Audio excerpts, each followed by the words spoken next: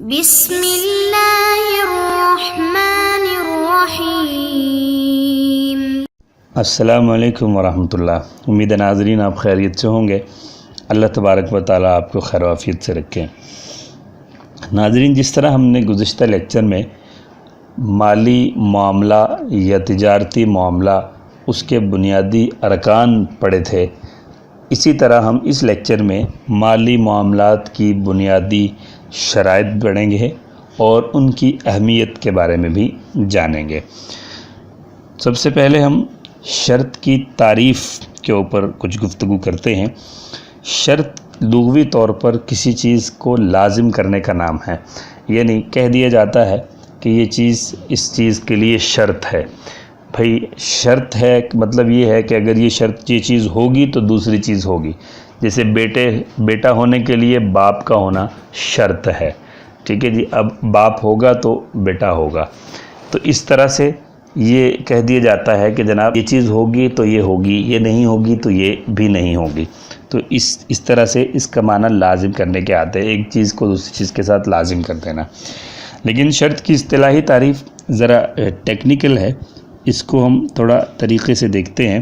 چنانچہ یہ کہا جاتا ہے کہ شرط وہ چیز ہے کہ اس کے نہ ہونے سے کسی چیز کا نہ ہونا لازم آئے، لیکن اس کے ہونے سے کسی چیز کے ہونے یا نہ ہونے کا کوئی تعلق نہ ہو۔ مطلب یہ ہے، جیسے اس کی مثال یہ ہے کہ طہارت جو ہے، پاکی جو ہے، یہ نماز کے لیے شرط ہے۔ یعنی نماز اس وقت تک درست نہیں ہو سکتی جب تک پاکی نہیں ہوگی۔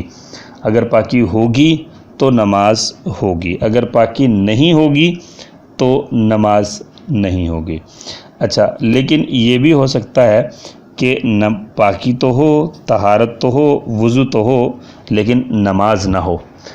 یعنی یہ چیز ایسی چیز ہوتی ہے کہ شرط ایک ایسی چیز ہوتی ہے جو کسی چیز سے خارج ہوتی ہے، یعنی وہ اس کے اندر داخل نہیں ہوتی۔ جیسے رکن ہوتا ہے، رکن ایک ایسی چیز ہے کہ اگر وہ ہوگا تو چیز بھی ہوگی، اگر وہ نہیں ہوگا تو چیز بھی نہیں ہوگی۔ لیکن شرط اور رکن میں یہ فرق ہوتا ہے کہ شرط ہوگی تو چیز ہوگی، لیکن اگر شرط نہیں ہوگی تو چیز نہیں ہوگی، لیکن اگر شرط ہو تو پھر یہ لازم نہیں ہوتا کہ وہ چیز بھی ہو۔ جیسے ضروری نہیں ہوتا کہ جب بھی طہارت اختیار کی جائے، وضو کیا جائے تو نماز پڑھی جائے، بلکہ یہ بھی ہو سکتا ہے کہ وضو کریں تو تلاوت کی جائے، کوئی اور چیز کی جائے، یا ایسے ہی وضو کرنے ہی سے نماز ادا نہیں ہو جائے گی۔ تو اس طرح سے شرط کا معنی یہ ہوتا ہے، یعنی چیز کا ہونا وہ شرط کے اوپر موقوف ہوتا ہے۔ اگر شرط پائی جاتی ہے تو وہ معنی یا وہ چیز بھی پائی جاتی ہے۔ خلاصہ یہ ہوا کہ شرط ایک ایسی چیز ہے کہ جس کے بغیر دوسری چیز کا پایا جانا یہ درست نہیں ہوتا، یہ ہوتا ہی نہیں ہے۔ تو جس طرح عام حالات میں یا عبادات کی مثال ہم نے دی، اسی طرح معاملات میں بھی اگر جو شریعت نے شرائط طے کی ہیں، اگر وہ شرائط نہ پائی جائیں تو معاملات درست نہیں ہوتے۔ ہم بنیادی طور پر دیکھتے ہیں کہ شرط کا شریعت میں مقام اور اہمیت کیا ہے۔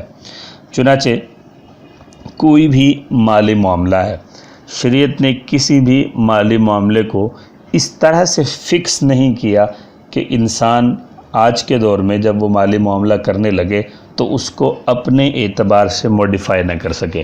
یعنی شریعت نے کسی بھی معاملے کو ایسے ایک سانچے اور سیٹ اپ کے اندر بنا کر نہیں دے دیا کہ بس یہ سانچہ اور سیٹ اپ فٹ ہوگا تو معاملہ درست ہو جائے گا، اگر یہ سانچہ اور سیٹ اپ فٹ نہیں ہوگا تو معاملہ خراب ہو جائے گا۔ جیسے نماز کی 4 رکعتیں شریعت نے بتا دی ہیں، اب وہ نماز کی 4 رکعتیں اللہ کے نبی صلی اللہ علیہ وسلم کے زمانے میں بھی 4 تھیں، اس کے بعد بھی 4 ہوئیں اور آج بھی 4 ہیں۔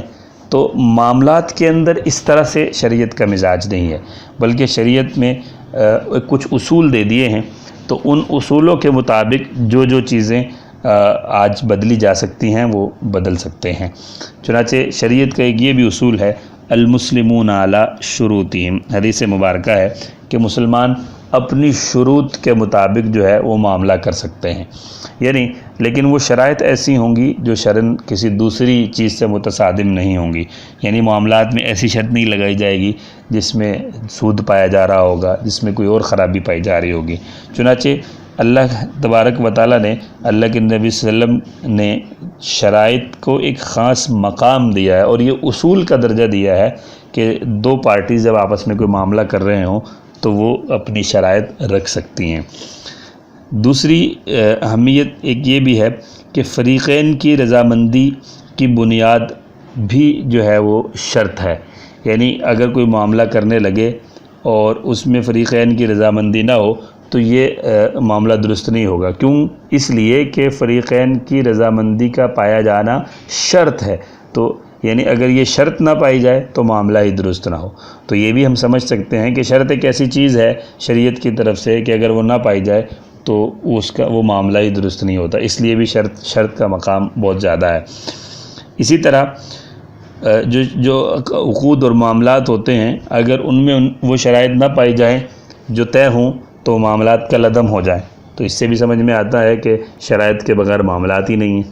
تو اس لیے اسی طرح کہیں پہ جو ہے شرط پر جو ہے عقد کا وجود موقوف ہوتا ہے، کہیں صحت موقوف ہوتی ہے، کہیں نفاذ موقوف ہوتا ہے، تو مختلف قسم کی شرائط جو ہیں وہ لگائی جاتی ہیں۔ تو خلاصہ یہ ہوا کہ شرط ایک اتنی اہم چیز ہے کہ بسا اوقات اگر شرط نہیں پائی جاتی تو وہ معاملہ ہی درست نہیں ہوتا، اس لیے شرط کو بڑا مقام اور درجہ دیا جاتا ہے۔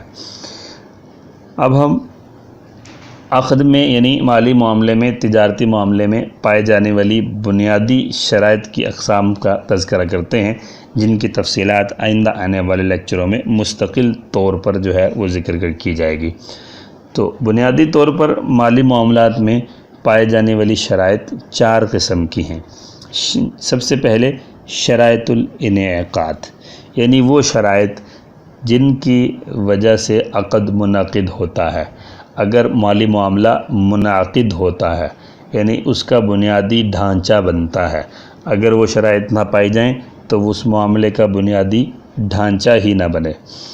دوسری قسم کی شرائط صحت، یعنی وہ شرائط کہ جن کے پائے جانے کی صورت میں معاملہ صحیح اور درست ہوتا ہے، اگر وہ شرائط نہ پائی جائیں تو اگرچہ معاملے کا بنیادی ڈھانچہ بنا ہوا ہو لیکن معاملہ درست نہیں رہتا۔ تیسری قسم کی شرائط ہیں شرائط لزوم، یعنی یہ وہ شرائط ہیں کہ اگر یہ نہ پائی جائیں تو معاملہ موقوف رہتا ہے، لازم نہیں ہوتا، اگرچہ معاملہ منعقد ہو جاتا ہے، صحیح ہو جاتا ہے، درست ہو جاتا ہے، لیکن لازم نہیں ہوتا۔ چوتھی قسم کی شرائط جو ہیں وہ شرائط النفاذ ہیں، یعنی وہ شرائط کہ جن کے پائے جانے کی وجہ سے معاملہ نافذ نہیں ہوتا۔ تو یہ لازم اور نافذ میں کیا فرق ہے یہ انشاءاللہ آنے والے لیکچرز میں ہم دیکھ لیں گے، بلکہ ان تمام شرائط کی تمام تر تفصیلات مثالوں کے ساتھ انشاءاللہ ہم آنے والے لیکچرز کے اندر ملاحظہ فرمائیں گے۔ آپ کی توجہ کا بہت شکریہ، جزاکم اللہ تعالی خیر۔